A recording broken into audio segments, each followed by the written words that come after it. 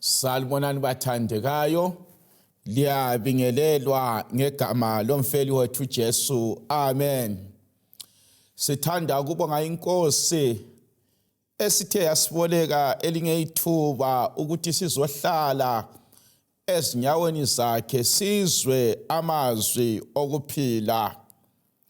Namhlanje siza khuluma labantu abatsha ngaphansi kwesihloko esithi how do I know he or she is the one? Ngibona njani ukuthi lowu nguye sibili umaqondana? Ngibona njani ukuthi lowu nguye sibili okufuze abe ngowami? Bathandekayo, abantu abanengi nxa sebesiza endabeni zokuthi bathathe kumbe bachade, kulapha okulamaphutha amanengi. Usathane usefemu yokumismatcha abantu. Ngesizotho lesi kumqoka ukuthi sibe kwazi ukuthi sibona njani ukuthi lowu nguye kumbe kayisuye. Kasicimezeni sikhulekele. Baba ingcwele ohlala ngikhaya ezulwini, siyabonga ukuthi wena uNkulunkulu thina sibizwa kuthiwa singabantu bakho. Sizakufunda namhla ezwini lakho. Sicela ukukhuluma lathi kanye sikuzwe kanengi. Udumo lamandla lobukhosi besokubuyela ngakuwe. NgoJesu siyakhuleka. Amen. Funda lami eBhayibhelini encwadini kaSongs of Songs, ingoma yezingoma, ichapter ngeyesithathu. uSolomoni sihlangana laye ekhuluma amanye amazwi kuSongs of Solomon chapter ngeyesithathu ivesi ngeyokuqala. Uthi embhedeni wami ebusuku ngamdinga lo umphefumulo wami omthandayo, ngamdinga kodwa kangizange ngimthole. Ngasengisuka ngangena edolobheni nganquma lezitalada lasemagcekeni, ngamdinga othandwa yinhliziyo yami kodwa kangimtholanga. Ibisisithi yona abalindi abaleli dolobho bangifica umphefumulo wami umdinga lo othandwa yinhliziyo yami. Sengidlule kancane kubo ngasengimthola yena othandwa yinhliziyo yami. Ngambamba kangizange ngamyekela ngaze ngamletha endlini kamama. Inkosi ibusise ukufunda kwelizwi la.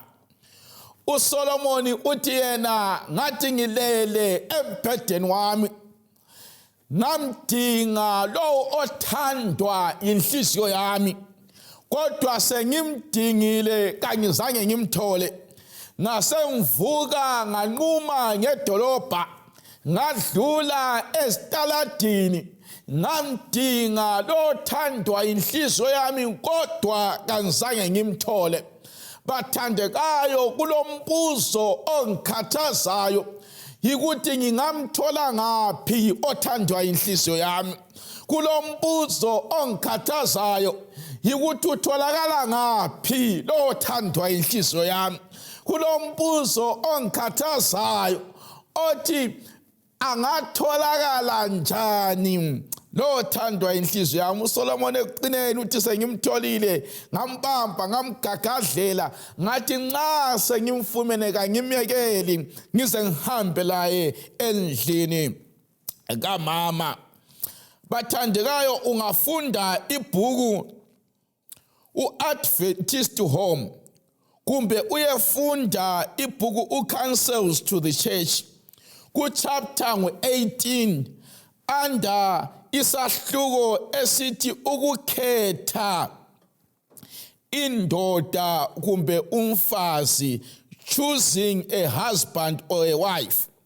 Kuparagraph yokuqala ifunda kanje ithi great care should be taken by Christian youth in formation of friendship in the choice of a companion.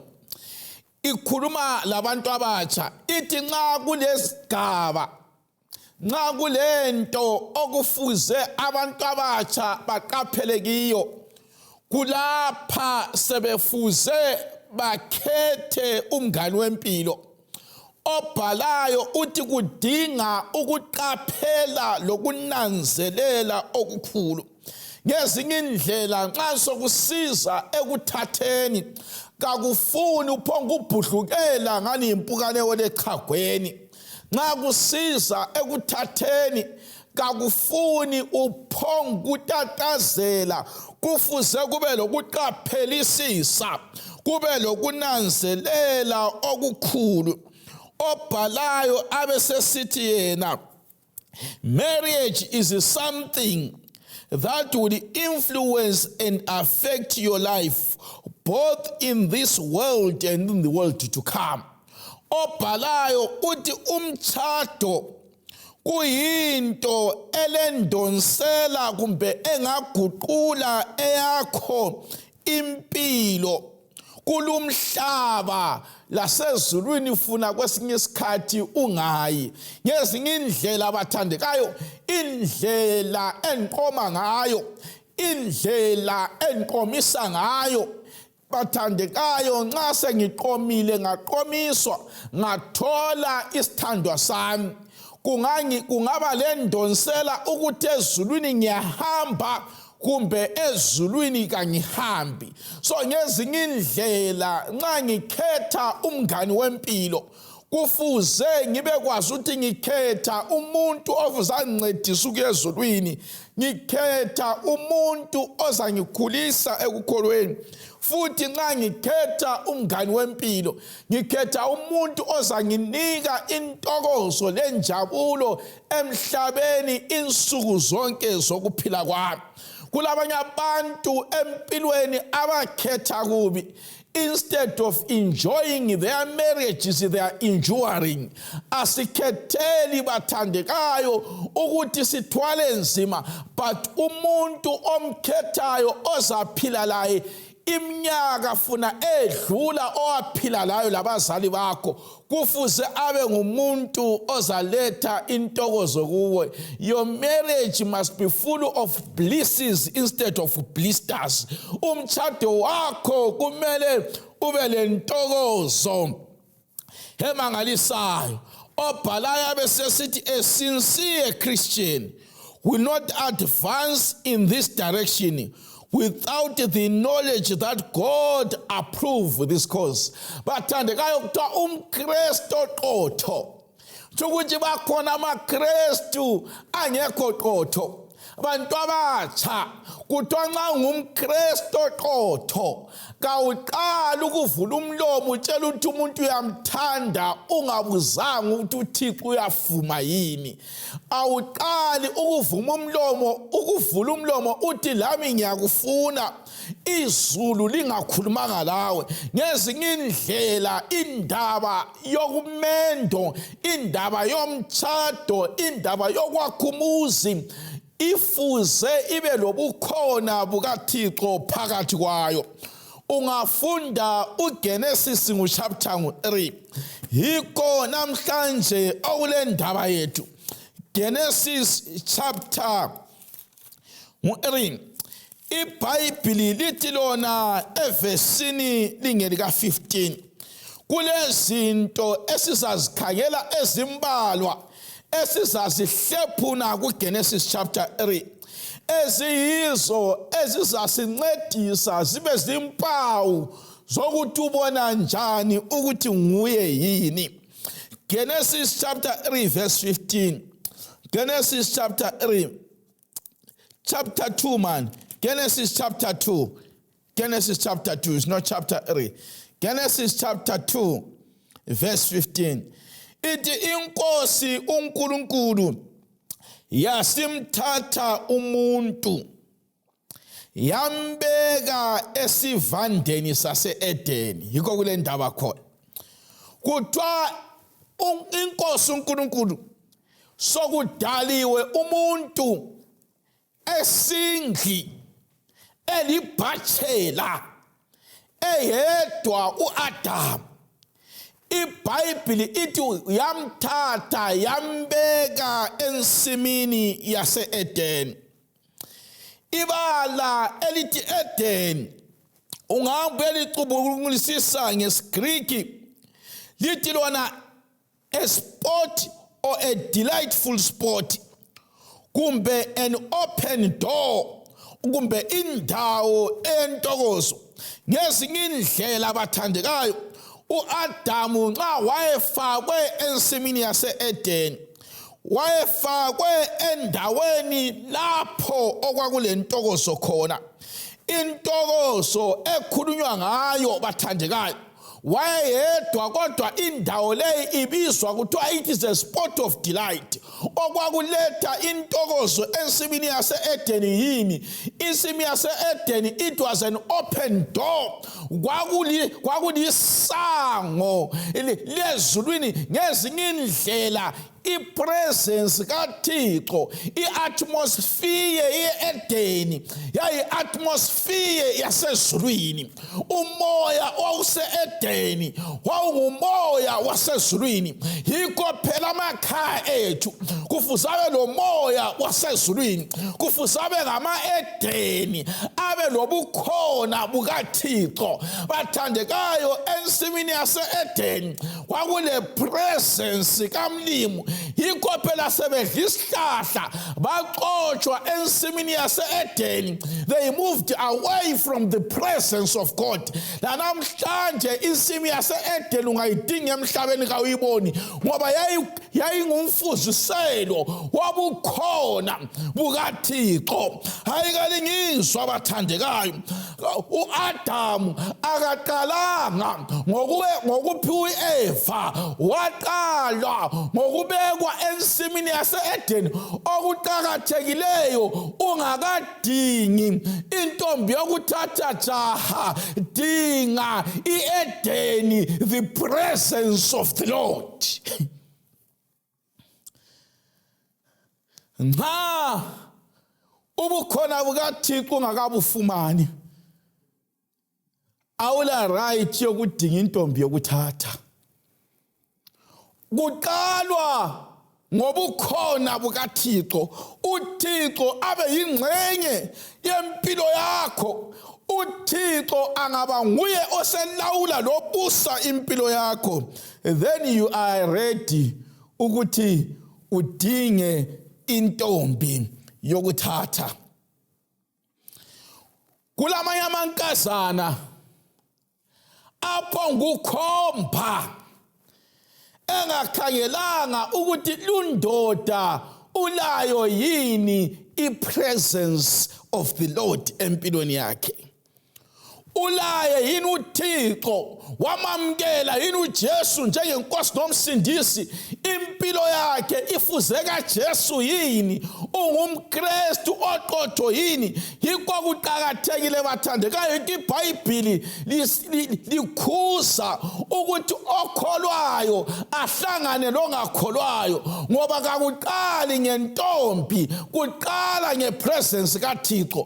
Kodwa abantu abatsha bensuku zokucina uyafuna ukuhamba egangeni ayedonsa umuntu esithi uzamletha ku-presence of the Lord. Hayi bathandekayo, kakudonsa umuntu egangeni. Umuntu uqala ngokwamukela uThixo. Nxa esamukela uThixo, uThixo abesembusisa ngomtshado. Abantu abatsha bakhathazeka, baze bathi hayi kodwa umuntu wangikhona ulungile, akanathi, akabhemi, kodwa kalayo ipresence of the Lord. Therefore, he or she does not qualify to be a marriage material. umuntu oqualifyayo ngolobukhona bukaThixo ngokhona engadini yase-Edeni. As long engekho esibayeni sase-Edeni kayisiyo mfazi wokuthatha. As long engekho esibayeni sase-Edeni bathandekayo kasojaha lokukhomba. Obhalayo ku-Adventist Home ku-chapter 9 under i-topic ethi forbidden marriages uthi never, lelizwa yini balisetshenziswe la, uyala uthi kakuvumi khongo chachacha kuyala nkomi ngamzala umuntu. Should God's people venture upon forbidden ground? Kakuvumi ukuthi abantu abakaThixo banyathele indawo uThixo otheka inyathelwa. Kuyiphi indawo uThixo otheka inyathelwa? Yiphi indawo uThixo otheka idlalelwa kiyo? Kakuvumi ukuthi umntakaThixo ole presence kaThixo athandane lomuntu ongamaziyo uThixo. Kakuvumi ukuthi umKristu athathwe ngumhedeni. Kakuvumi ukuthi umKristu olamaqiniso wonke aseBhayibhelini olindele uJesu wasamasinyane ayethatha umuntu olokukholwa okungafani lokwakhe. UmKristu ogcina isabatha ngcwele ayethathwa ngumuntu ongaligcini ngcwele. UmKristu bathandekayo okhangelela ukuza kukaJesu okusamasinyane ayethathwa ngumuntu othi ezulwini kakuyiwa. Hakuvumi bathandekayo, hakuvumi. Uyala umlimu uthi marriage between believers and unbelievers is forbidden ground. Umtshado phakathi kokholwayo longakholwayo uThixo uthi sungene ku territory engayisiyo, usudlalela ku territory kaSathane. Nxa ufuna ukungalingeni izulu, ungalihotshi, ungalisola ngomnuko, dlalela endaweni izulu elitheka kudlalelwa kiso. Azakhuse encwadini yaseCorinthians athi lingabotshwa jogwe linye labangakholwayo. Akuvumi bathandekayo ukuthi ejogweni elilodwa ngapha kubotshwa idonki, ngapha kubotshwa inkomo, kuthiwe ziyadonsa ndawonye idonki lenkomo kakudonsi okufananayo. Kuleminye imtshado okuyinqanqa okudonsa idonki lenkomo, ngapha inkomo ingapha idonki lingapha. Kuhlezi kulokuphikisana. Uyethe ngemhlanganweni wechurch kuthiwe ichurch yani ngenxa yokuthi udonsisa idonki lenkomo. Bantu abatsha ngiyalikhuza ngegama likaJesu, ngiyalincenga ngegama likaJesu, ngiyakhalima ngegama likaJesu, ungavumi ukuthi inkomo ubotshwe ledonki. Ungavumi ukuthi idonki ubotshwe lenkomo ngazi idonki lakho lenkomo yakho ithanda. Kodwa akuvumi nxa uyinkomo dinga inkomo, nxa uyidonki dinga idonki. Obhalayo abesesithina marriage between believers and unbelievers is forbidden by God, but too often the unconverted heart follow its own desires. Ithi umtshado phakathi kokholwayo longakholwayo kawuvunywa lizulu, kodwa abantu abangaphendukanga bayazenzela abakufunayo. Uhluphe silalo, silabantu abatsha, silabantu abatsha abakhonzayo kodwa bengaphendukanga. Isibonelo sokuthi awukabi ngumKristu yikuthi nxa ungumKristu thandane lomuntu ongasomKristu. Isibonelo sokuthi wona kawukaphenduki uthi ukubhaphathizwa kutsha. Bathandekayo, nxa ufuna ukubona isibonelo sokuthi silabazalwane abalamabizo aku church register kodwa kodwa bangaphendukanga. Xa ufuna ukubona isibonelo ukuthi silabantwana abadla isithebe every quarter kodwa bengaphendukanga. Xa ufuna ukubona isibonelo sokuthi bathandekayo silabazalwane esihamba labezihonqweni kodwa bengaphendukanga, ngabantu bethu abatsha abathandana labangakholwayo. Hayi bathandekayo, uAdamu waqala wafakwa in the presence of God. Engakenzela uEva kuqala ngobukhona bukaThixo. Bathandekayo, indoda engamazi uThixo ayikho ready ukuthi isuse uEva. Ayikho ready ukuthi isuse uEva. Kuqakathekile jaha, xa ufuna intombi mana kuhle kuThixo. Kulabanye abantu abafuna intombi ezilungileyo bona bengamanga kuhle kuThixo.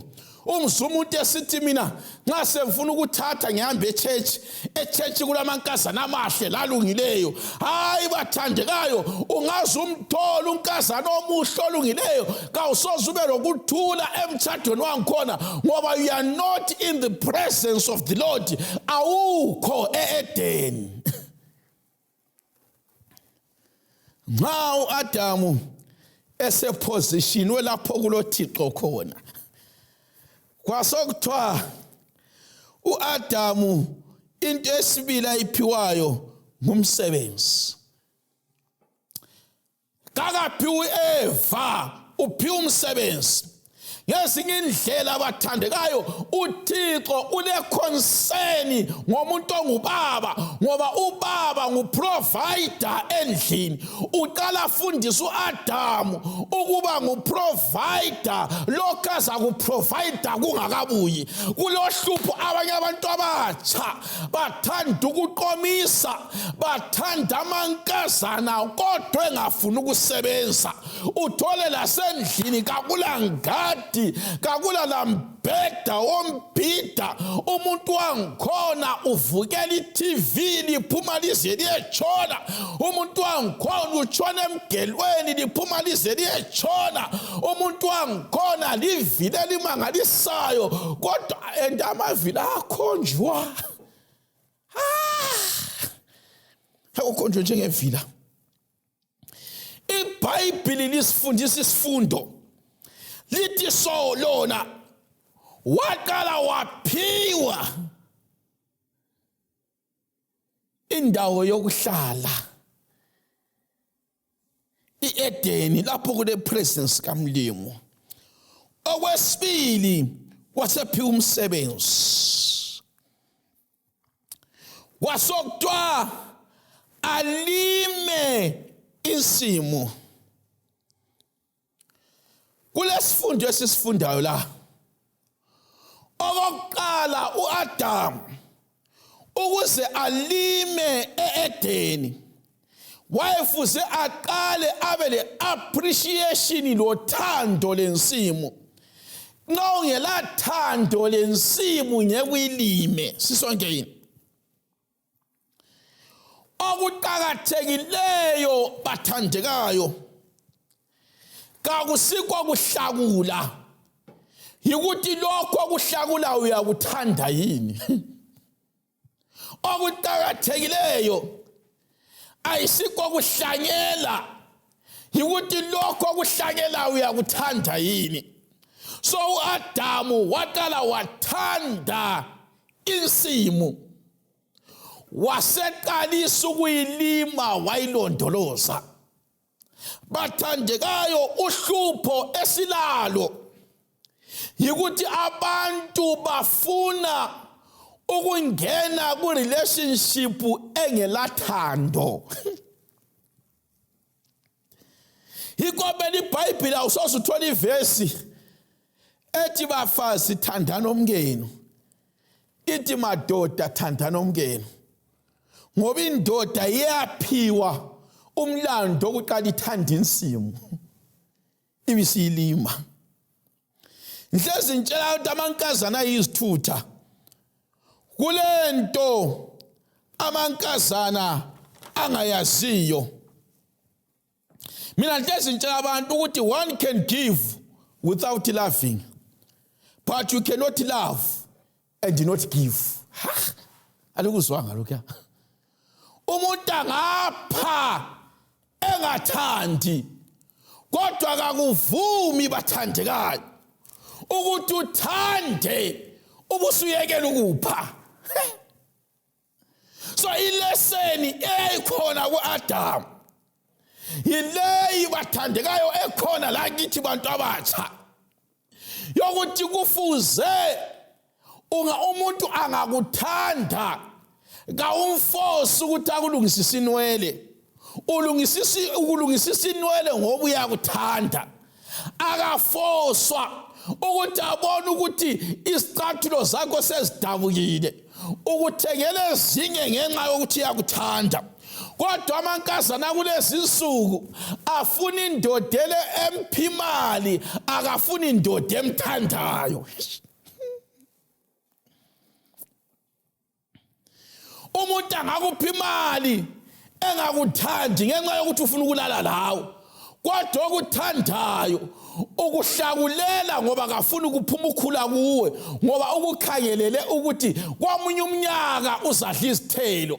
Bathandekayo, umuntu okuthandayo uyakuhlakulela kakujahi ngoba uyakwazi ukuthi isithelo lesi ngesakhe, uyakubekezelela. Umuntu olimayo isithelo asithandayo angahlanyela kwekela ukumila, uyaphinda ahlanyele futhi ngoba ulethemba ukuthi lesi sithelo sizamila.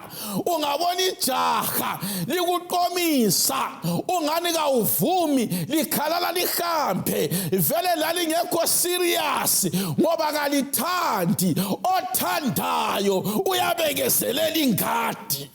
Nxa isithelo usithanda, ungabona sesikhulukhula, uyavuka uyesuphuna ngoba lesi sithelo uyasithanda. Nxa intombi yakho uyithanda, awudingwa ukuthi utshelwe ukumthengela amafutha okugcoba, umthengela ngoba uhlakula insimu yakho. Nxa intombi yakho uyithanda, kawudinga utshelwe ukuthi umtshintshe ihairstyle, umtshintsha ngoba uyamthanda.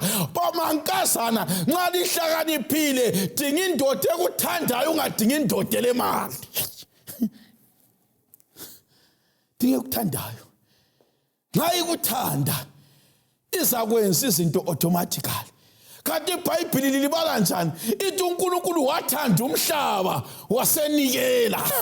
Ungathanda uyanika, kodwa nxa ungathandi kawuniki. Usasithi ubani uyawomela, hayi kade ihlupha sikokuwomela, uhlube ukuthi akakuthandi. Haya, awufana uyawomela. Akula mfana owomelayo angathola intombi ayithandayo uzabona kawomeli. Okumenza womele yikuthi kakamthola amthandayo. Ungabona eChurch abantu benganikeli, uhlupha kayisikuthi kabala mali, yikuthi kabakamthandi lofu sebanikele kuye. Bangamthanda banikela. Bangamthanda banikela. So okuqakathekileyo yikuthi ufunde kuqala ukwenza njani wathandekayo, ukuthanda. Kuthiwa insimu ayihlakulele, kube sokukhulunywa into embusisileyo, kwaye sokuthiwa ayilondoloze, ayigcine, ayilondoloze, angavumi, ayibiyele, angavumi ezinye izinto zidlalela ensimini. Nhlezi ngitshela abantu ukuthi ungekela ukulondoloza i-relationship yakho, uzathola amadonki, iwatchi, izinja sezidlalela phakathi ngenxa ukuthi insimu kayibiyelwanga. It is irresponsibility yomuntu oyindoda ukuvikela lokuprotecta i-relationship, umlando wami njengomnikazi wensimu. Yikubona ukuthi kakulazidli ezingena ensimini. Lami nxa kungakavuthwa ensimini kangidli ngoba ngimelela ukuthi kuvuthwe.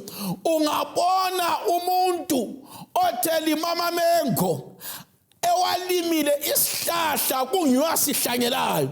Wasithelezela wasiphuna amamengo seluhlaza umbone sesiyadinga isawudo ukuthi adla amamengo angavuthwanga hayi ngiyala kayisiwo walimileyo owalimileyo uyawamelela avuthwe ngoba uyakwazi ukuthi amamengo la kade ngawalinda. Ungabona umfana ku relationship esefuna ukulala lawe, it's a sign yokuthi umfana lo ikayisuye wakho owakho uyakwekela uzuvuthwe. Alikho la likhona yini uyayekela kuze kuvuthwe abe sezivunela ngesikhathi kuvuthiwe, ngesikhathi sokuright abe sekuthatha ngendlela yeBhayibheli la ngendlela efunwa ngabazali la ngendlela efunwa nguNkulunkulu, ngoba uyakwazi ukuthi yakhe insimu kufuze ayigcine ayilondoloze. And umuntu okuthiwa uyalondoloza ngumuntu ogadayo, ngumuntu ogcinayo. Yikho umuntu oyindoda wenziwa waqina kulomuntu ongumfazi ukuthi alinde alondoloze umuntu ongumama. Ingalo lezi kawuziphelwanga ukuchaya umuntu ongumama. Uchaya njani, udilisa njani uthango lwensimu okufuze uyivikele kunguwe uthango lwangikhona. Unyathela njani amabele alinywe nguwe. Ungabona umuntu elimile sehamba segqoba amabele ule problem. Ongiyolimile kagcoba amabele ngoba kuya amabele aligugu. Nxa umfazi umkhulekele kumlimu kawumchayi ngoba uligugu kuwe. Kodwa ungambona sumbeka isandla, it's a sign yokuthi awusuye futhi ayisuye owakho yena lo. Ayi bathandekayo, uyabona umnikazi wensimu engasathelezeli insimu. Hayi bathandekayo, isesayini ukuthi ayisuye. Ungabona ijaha othandana layo lingasafoni sisonke yini lingelandaba lawe, likudinge after 2 weeks lingelandaba, lingabi lendaba lawe, vele kayisilo. Eliyilo liya make sure ukuthi lihlezi lithelezela uthando, liyakubiza ngamagama amnandi. Akaphoqelelwa ukuthi akubize sithandwa, akaphoqelelwa ukuthi akubize mnandi, ukubiza mnandi ngoba uyakuthanda. Ngibona njani ukuthi nguye. Hayi wathandekayo, ungafunda kule into uAdam ayiphiwayo nxa sivala lenkonzo. uAdamu wasephiwa ilizwi alizwanga li. uNkulunkulu wasesithi Adamu ungadla zonke izihlahla ezisensimini yase-Edeni kodwa lesiyana ungasidli. Ilizwi lokuthi isihlahla singadliwa kasiphiwanga uEva, laphiwa uAdamu. Bathandekayo, indoda engareceive ilizwi elivela kuNkulunkulu kasondoda yokukhomba, ngoba indoda nguye umfundisi wangekhaya, ngoba indoda nguye umpriest wangekhaya. Kufuze azwe ilizwi elivela kuThixo ukwenzela ukuthi alifundise abantwana lomama. Ilizwi lokuthi isihlahla kasidliwa kalitshelwanga uEva, latshelwa uAdamu. Kodwa kuGenesis 3 sithola inyoka isibuza uEva ukuthi inkosi kayitshongo lokhu yini. uEva uyakhomfa ukuthi inkosi yakutsho, kodwa ayikhulumanga laye, yayikhulume lobaba, ubaba wafundisa umama. Manje njengoba umuntu wakho engafuna ukukhonza, inkosi izamtshela njani ilizwi? Uzangenisa njani umthandazo wangekhaya yena ezidakwelwe? Uyangenisa njani umthandazo yakhe yangekhaya yena evele endaweni zakhe? Yikho iBhayibheli sithi singazihlanganisi labangakholwayo. Kuthiwa nxa uNkulunkulu ebona ukuthi uAdamu usekwazi ukugcina insimu, uselikiwe ilizwi lesihlahla iBhayibheli libe sesithi kuverse 18 wasesithi kakulunganga ukuthi umuntu ahlale yedwa. Okwenza uNkulunkulu akugcine lokhu wedwa uyabona ukuthi awukabi kupresence kaMlimo. Okwenza umlimi angakuphi intombi uyabona ukuthi kawukabi lothando lwensimo. Okwenza umlimi angakuphi intombi uyakwazi ukuthi kawulanto yokwenza ulivila angaza kunike kanti uzamhlakulela ngani. Okwenza umlimi angakuniki intombi uyabona ukuthi awukabi mature wena awukathandi uzadla amamengu aluhlaza. Okwenza umlimi angakuphi ijaha uyabona ukuthi you are not yet ready ukuthelezela uthando. Kuthiwa okwenza umlimi angakuniki yikuthi uyabona awukafunda ukulalela ilizwi lakhe. After uverse 17 esetsheliwe ukuthi ilizwi yikho inkosi yathi kakulunganga ukuthi umuntu ahlale eyedwa. Kakuqalisi ngoverse 18 kuqalisa ngoverse 15. Uqalisa ukuthi ube le presence kaMlimo. Ungaba le presence kaMlimo usebenze, ungasebenza uthanda insimo, ungathanda insimo uyihlakulele, ungayihlakulela uyithelezele, ungayithelezela uyilinde, ungayilinda ulalela ilizwi uNkulunkulu uzakupha umuntu okufaneleyo. Kakudingi ukuthi ugeze kakhulu ezihonqweni. Kakudingi ukuthi udlule uchaye ichapsi phambi kwamadoda. Kakudingi ukuthi ube le lyric elimangalisayo. Kudinga ukuthi ube sendaweni eright. Umlimo nguye owathi it is not good. uAdam ayisuye wazibonisa izungu wabonwa ngumlimo. Uhlupheli lalo yikuthi lina liyazibonisa izungu. Umuzwe sisesithi indoda ngiyayifula shame. Hayi okufuza kubone isizungu nguThixo. uThixo angakubona isizungu yakunika. Engcenye izulu alikakubona isizungu yikho lingakakuniki. Bantu abatsha asihlalele emthandazweni. Inkosi isenzele kahle. Amen.